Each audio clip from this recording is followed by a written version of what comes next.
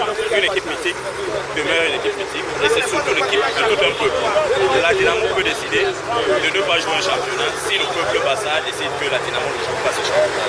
Mais, comme toujours, nous restons faibles et je crois qu'en termes d'image, en termes de patrimoine, la Dynamo est inscrite dans l'ADN de tous les enfants bâtis et Bassa. Ça a toujours été ainsi.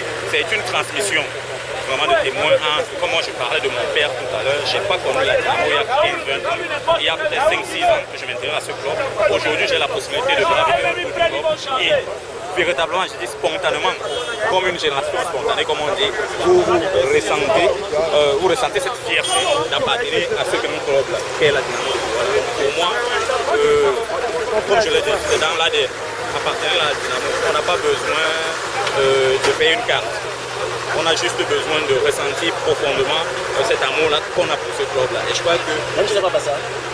Bien sûr. Moi, je connais un confrère et grand frère qui s'appelle Api, qui est un passionné de la Dynamo, qui parle Dynamo, qui respire Dynamo, et ils sont nombreux ainsi de par le Cameroun. Et je pense que si on ressuscite la Dynamo, parce que comme je disais tantôt, effectivement, honorer les objectifs qui a été nommé le 18 décembre dernier, je veux travailler dans ce sens. Ce qui veut dire que avoir ce rapport de proximité avec les socios et surtout créer véritablement disons une nouvelle dynamique avec des socios plus jeunes, comme je disais tantôt, ceux qui ne connaissent pas ou qui n'ont pas connu la Dynamo d'antan. Parce qu'il y a quelques jours, moi je parlais avec l'ancien Toye Max, avec qui je posais la question, parce qu'il assistait aux entraînements de la Dynamo.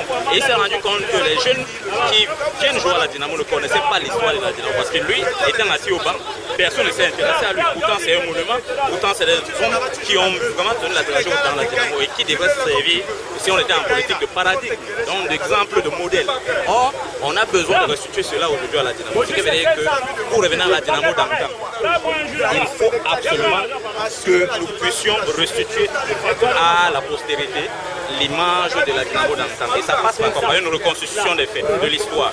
Déjà, en créant une galerie, une médiathèque par exemple de la Dynamo, en faisant des documentaires sur les anciens de la Dynamo qui sont encore en vie, en revenant sur l'épopée de la Dynamo qui gagnait, de la Dynamo qui faisait la fierté, vraiment non seulement du peuple bassan, mais effectivement de tous ses sympathisants à travers l'Afrique, le Cameroun et le monde entier. Et je crois que c'est possible de retracer cette histoire et de la mettre vraiment en exergue pour ces générations aujourd'hui qui doivent s'approprier effectivement ce que c'est que la Dynamo et pouvoir vivre de son temps dans son temps pleinement ce club mythique-là. Et non plus simplement qu'on ait cette image d'une Dynamo déchirée, parce que c'est pas ça l'histoire de la Dynamo. Je l'ai dit au-dessus de notre entretien que la Dynamo compte quand même 3 Coupes du Café. Ce n'est pas donné à n'importe qui. Et que la dernière a quand même été gagnée en 2018, en 2098. C'est peut-être long, mais il y a certains clubs qui l'ont.